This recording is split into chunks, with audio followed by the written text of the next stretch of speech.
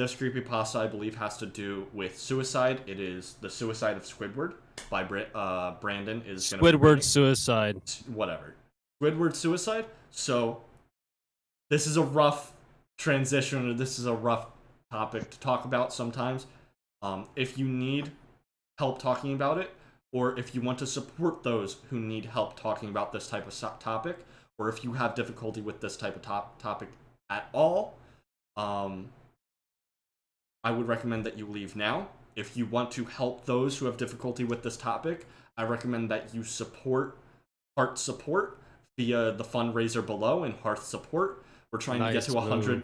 We're trying to get to $100 by the end of the month. It all goes to the organization. Heart Support is a mental health organization online, or a mental health community online that helps with depression, anxiety, eating disorders, and all the above. From what I can tell of them, they're an umbrella mental health community that tries to help almost everything related to mental health. So thank you so much for your patience, and without further ado, let's get into the creepypasta. All right. So this is a story called Squidward's Suicide. And without further ado, yeah, let's get into it. They guys can't hear the fireplace, so I'm just gonna lower it down so I can hear myself talk. So here we go. You guys can hear it? Okay. So here we go. I just want to start off by saying, if you want an answer at the end, prepare to be disappointed. There just isn't one. There just isn't one. I was an intern at Nickelodeon Studios in the year 2005 for my degree in animation. It wasn't paid, of course. But most internships aren't. But did have some perks beyond education. To adults, it might not seem like a big one, but most kids at the time would shit themselves over it. Now, since I worked directly with the editors and animators, I got a view of the episodes before they aired.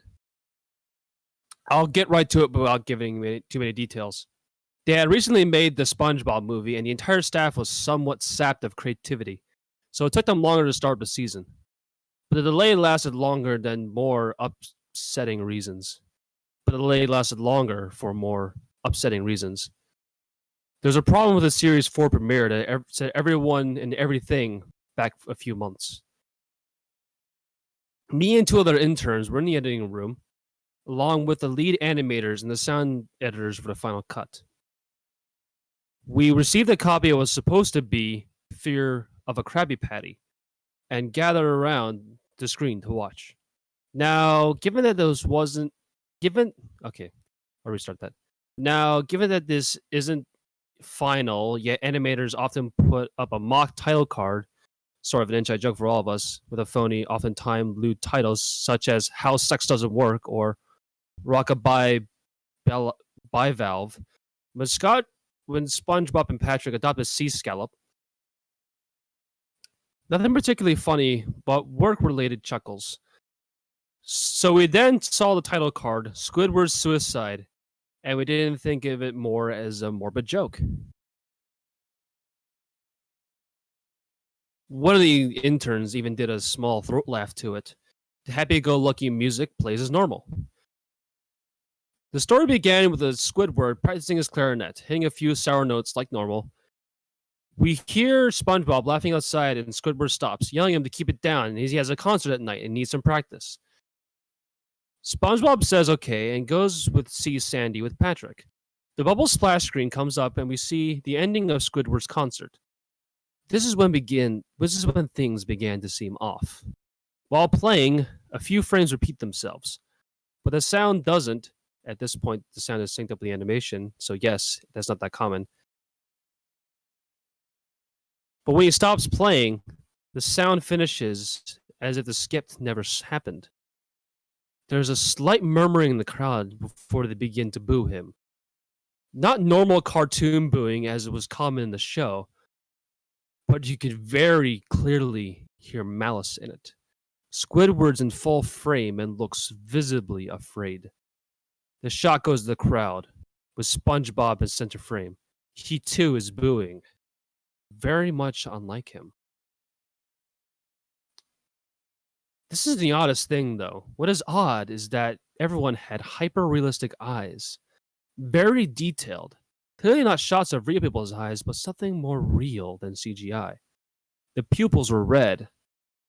Some of us looked at each other, obviously confused, but since we weren't the writers, we didn't question its appeal to children yet.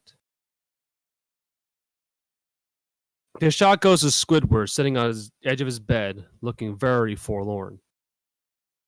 The view out the view out of his paw window is that of a night sky, so it isn't very long after the concert. The unsettling part is that at this point there is no sound. Literally no sound. Not even feedback from the speakers in the room. It's after the speakers have been turned off, though their status showed they've been working perfectly. He just sat there, blinking, in this silence for about 30 seconds. Then he started to sob softly.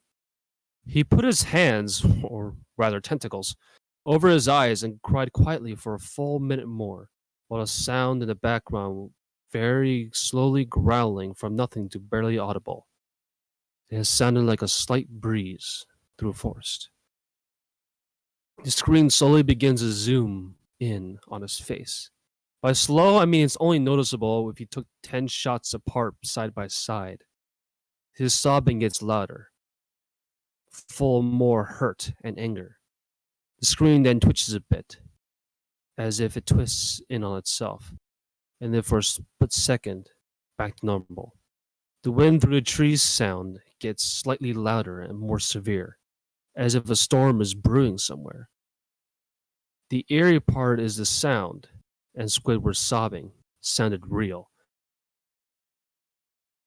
And as if the sound wasn't coming from the speakers, but as if the speakers were holes that the sound was coming through on the other side.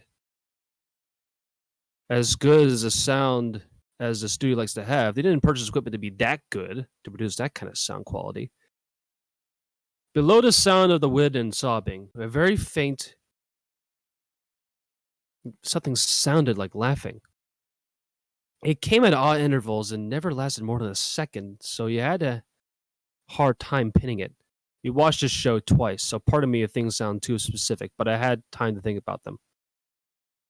After 30 seconds of this, the screen blurred and twitched violently, and something flashed over the screen, as if a single frame was replaced. The lead animation editor paused the video and rewound frame by frame. What we saw was horrible. It was a still photo of a dead child. He could have been no more than 6. His face was mangled and bloodied, one eye dangling over his upturned face, popped. He was naked down to his underwear, his stomach crudely cut open and his entrails laying beside him. He was laying on some pavement that was probably a road. The most upsetting part is that there was a shadow of a photographer. There was no crime tape, no evidence tags or markers, and the angle was completely off for a shot designed to be evidence. It would seem that the photographer was the person responsible for the child's death. We were, of course, mortified, but pressed on, hoping that it was just a sick joke. The screen flipped back to Squidward, still sobbing, louder than before, and half body in frame. There was now what appeared to be blood running down his face from his eyes. The blood was also done in this hyper-realistic style, looking as if you touched it, you can get blood on your fingers. The wind sounded now as if it were that of a gale blowing through the forest. There was even snapping of sounds of branches. There's even a snapping sound of branches. The laughing, a deep baritone, lasting at longer intervals and coming more frequently. After about 20 seconds, the screen again twisted and showed a single frame photo. The editor was reluctant to go back. We all were, but he knew he had to do it. This time the photo was that of what appeared to be a little girl, no older than the first child. She was laying on her stomach, her barrettes in a pool of blood next to her. Her left eye was too popped out and popped, naked except the underpants. Her entrails were piled on top of her above another crude cut along her back. Again, the body was on the street, and the photographer's shadow was clearly visible, very similar in size and shape to the first. I had to choke. I had to choke back and vomit in one intern. The only female in the room ran out. The show resumed. About 5 seconds after the second photo played, Squidward was silent, as did all sound, like it was where this scene started. He put his tentacles down, and his eyes were now done in a hyper realism like the others at the beginning of this episode. They were bleeding, bloodshot, and pulsating. He just stared at the screen, as if watching the viewer. After about 10 seconds, he started sobbing, this time not covering his eyes. The sound was piercing and loud, and most fear-inducing was all of his sobbing was mixed with screams. Tears and blood were dripping down his face at a heavy rate. The wind sound came back, and so did the deep laughing. And this time, the still photo lasted for a good 5 frames. The animator was able to stop it to the 4th frame and backed up. This time, the photo was a boy about the same age, but this time the scene was different. The entrails were just being pulled out of a stomach wound by a large hand. The right eye popped and dangling, blood trickling from it. The animator proceeded. It was hard to believe, but the next one was different. But we couldn't tell what. He went on to the next, same thing. He want back to be. He went back to the first and played them quicker, and I lost it. I vomited on the floor. The animating and sound editors gasping at the seam. The 5 frames were not as if there were 5 different photos, but were played out as if they were frames in a video. We saw the hands slowly lift out the guts, the kid's eyes focus on it, and even saw 2 frames of the kid beginning to blink. The lead sound editor told us to stop. He had to call the creator to see this Mr. Hellenberg arrive within 15 minutes. Oh, sorry, I'm going to reread that. The lead sound editor told us to stop. He had to call the creator to see this. Mr. Hillenberg arrived within 15 minutes. He was confused as to why we called him down here, so the sound editor just continued the episode. Once the few frames were shown, all screaming, all sound again stopped. Squidward was just staring at the viewer, full frame in the face, for about 3 seconds. The shot quickly panned out, and a deep voice said, "Do it." And all we see is Squidward's hands and a shotgun. He immediately pulls out the gun in his mouth and pulls the trigger. Realistic blood and brain matter splatters on the wall behind him and his bed, and he flies back with the force. The last 5 seconds of this episode saw his body in the bed on his side, one eye dangling on the left of his head above the floor, staring blankly at it. Then the episode ends.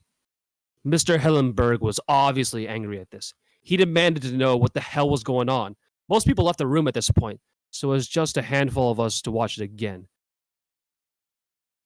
Viewing this episode twice only served to imprint it entirely in my mind and cause me horrible nightmares. I'm sorry I stayed. The only theory we can think of is that the file was edited by someone in the chain from the drawing studio in here. The CTO was called in to analyze it when it happened. The analysis of the file did show that it was edited over by new material. However, the timestamp of it was a mere 24 seconds before we began viewing it. All equipment involved had been examined for foreign glitches, as if the timestamp may have glitched and showed the wrong time, but everything checked out fine. We didn't know what happened, and to this day, nobody does. There was an investigation due to the nature of the photos, but nothing came up. No child scene was identified, and no clues were gathered from the data, nor physical clues of the photos. I never believed in unexplainable phenomena before, but now I have something happen that I can't prove anything about it beyond anecdotal evidence. Think twice about things. All right.